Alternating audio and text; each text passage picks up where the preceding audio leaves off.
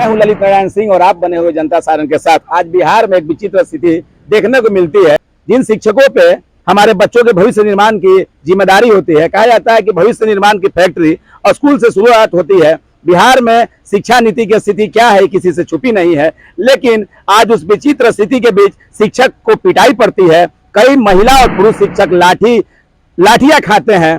आज हम पहुंच चुके हैं गर्दनीबाग के धरना स्थल पे, जहां यही वो मंच है जहां अनिश्चितकालीन धरना जो है जारी था। यहां से शिक्षक निकलते हैं धरना स्थल से अपनी मांग को लेकर, शांतिपूर्ण जो है मांग के लिए प्रदर्शन करते हैं, लेकिन शिक्षकों पे लाठीचार्ज होती है। अभी हमारे साथ बात करने के लिए हम पार्टी के स्वर्ण प्रकोष्ठ के प्रदेश अध्यक्ष चंदन ठाकुर जी है। आइए जानने की कोशिश करते हैं कि सरकार आज लाठीचार्ज पे विवश हो गई, ये धरना पे विवश है, आखिर कारण क्या है भाई, क्या कारण है चंदन जी? आज डाकबंगला चौराहे पे पूरे बिहार से आए हुए लाखों अभ्यर्थी जो बीपीएससी के फॉर्म डालने वाले हैं, उनके शांतिपूर्ण प्रदर्शन पर बिहार सरकार के द्वारा बर्बरतापूर्ण लाठीचार्ज हुआ है। गांधी मैदान से दर्जनों छात्र लापता हैं। हमारे दर्जनों छात्र लापता हैं? हाँ, उन्हें किसी अज्ञात स्थान पर लेके जाया गया है। 3 से 5 लड़कियों को गिरफ्तार करके कोतवाली थाने में रखा गया है और सरकार की इस बर्बरतापूर्ण नीति के खिलाफ हम विरोध में हैं। 2020 में जब हम सरकार में थे, हिंदुस्तानी आवाम मोर्चा सरकार के साथ थी, उस समय डोमिसाइल नीति लागू की गई थी। 2020 में तेजस्वी यादव पूरे बिहार में घूम घूम कर 90% डोमिसाइल लागू करके 10 लाख युवाओं को रोजगार देने की बात कर रहे थे। और आज 2023 में वो अपने पलटू चाचा मैं इसलिए बोल रहा हूँ कि ये नाम उन्हीं दोनों भाइयों के द्वारा दिया गया है, उनके साथ जो सरकार बनाए हैं, तो आज अपने उस किए गए वादे को भूल गए। इसी के विरोध में आज डाकबंगला चौराहे। पलटू चाचा के साथ तो आप भी सरकार में शामिल थे, उस समय कुछ आप लोग मार्गदर्शन नहीं देते थे पलटू चाचा को? सर, आपको याद होगा हिंदुस्तानी आवाम मोर्चा हमारी पार्टी के जो राष्ट्रीय संरक्षक आदरणीय जीतन राम मांझी है, सरकार के साथ भी रहे हैं, तो सरकार की जन विरोधी नीतियों पे बार बार आवाज उठाते रहे हैं। और आज जब हम सरकार में नहीं हैं, तो भी सरकार की जो जन विरोधी नीति होगी उसके खिलाफ हम आवाज उठाते रहे हैं।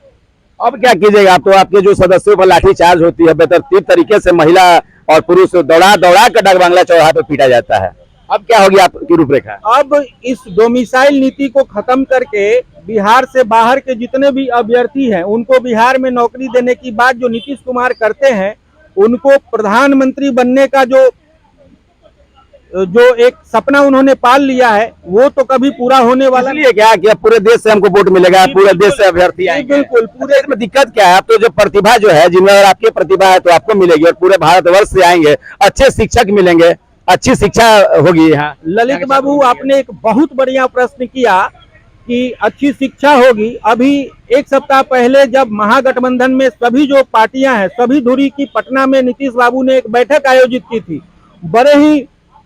बहुत ही अच्छे माहौल में वो उद्धव ठाकरे के साथ बैठे हुए थे। याद करें लोग, 2005-6 में जब रेलवे की बहाली के लिए बिहार के युवा महाराष्ट्र में गए थे, तो ये उन्हीं उद्धव ठाकरे की पार्टी शिवसेना ने दौड़ा कर बिहार के अभ्यर्थियों को मारने का काम किया था। आपको पता होना चाहिए 19 ऐसे स्टेट हैं जिन्होंने अपने यहाँ पूर्ण डोमिसाइल नीति लगाई हुई है। अपने स्टेट से बाहर किसी को नौकरी देने वाले नहीं है।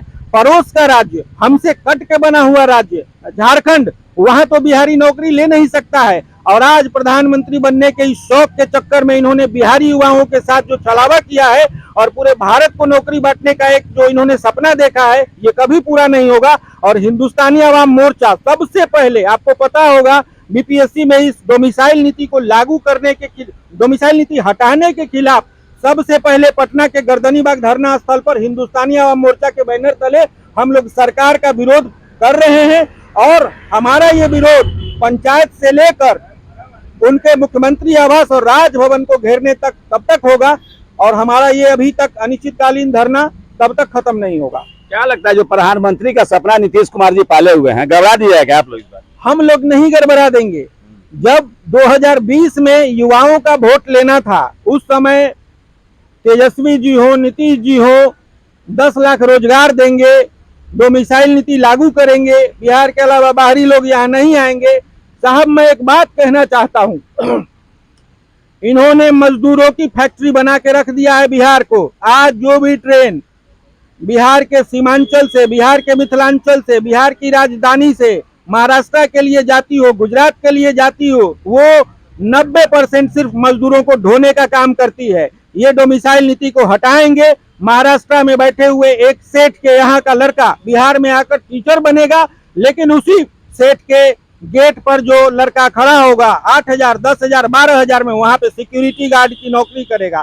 तो बस विरोध हमारा इसी से है। आप बिहार की प्रतिभा को पहचानिए। बिहार पूरे देश में कलेक्टर देने का काम करता है, IAS IPS देने का काम करता है।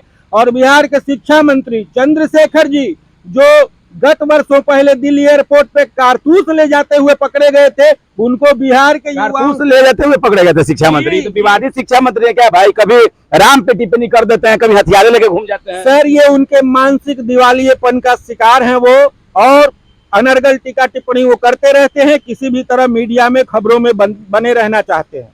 तो अवसरवाद की आपका स्पष्ट रूप से कहना है चंदन ठाकुर जी की अवसरवाद राजनीति जो है नीतीश कुमार कर रहे हैं। जी बिल्कुल। और प्रधानमंत्री का सपना देख रहे हैं तो अनर्गल काम करने लगे। और शराब बंदी के बाद कई तरीके के प्रश्न जो है आपकी पार्टी के जो है राष्ट्रीय जो है संरक्षक है ना जीतन मांझी जी, राष्ट्रीय संरक्षक जीतन राम मांझी जी के द्वारा कई बार बयान आता है शराबबंदी को लेकर। और नया विवाद जो है फिर से अब जो है यह शिक्षक बहाली अभ्यर्थियों के खिलाफ आप उतर के कर दिए। सुनते हैं कि नहीं, बात तो मानते हैं कि नहीं नीतीश जी? कभी जीतन राम मांझी जी का लगता है कुछ असर उसर होता है कि नहीं?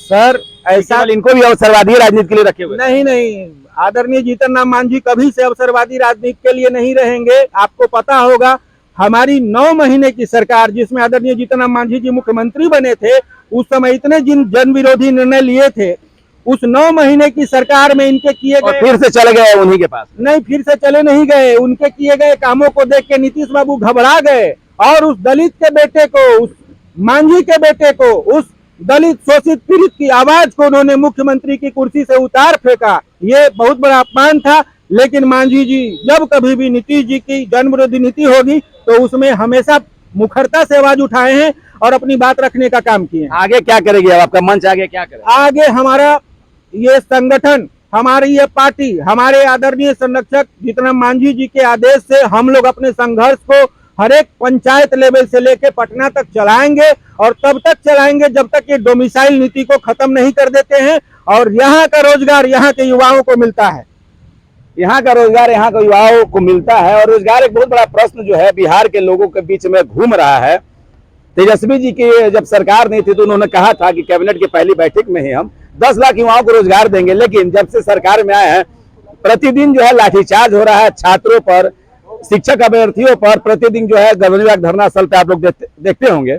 अब तो आने वाला वक्त बताएगा कि नीतीश कुमार जी जो प्रधानमंत्री का सपना लेकर नई प्रकार की कई नीतियां जो है कैबिनेट के बैठक में फैसले ले रहे हैं वो कितना कारगर होता है। अभी इस वीडियो में आपसे विदा लेते हैं, लेकिन आपके कमेंट और जवाब का हमें बेसब्री से इंतजार रहेगा। जय हिंद, जय भारत, जय बिहार।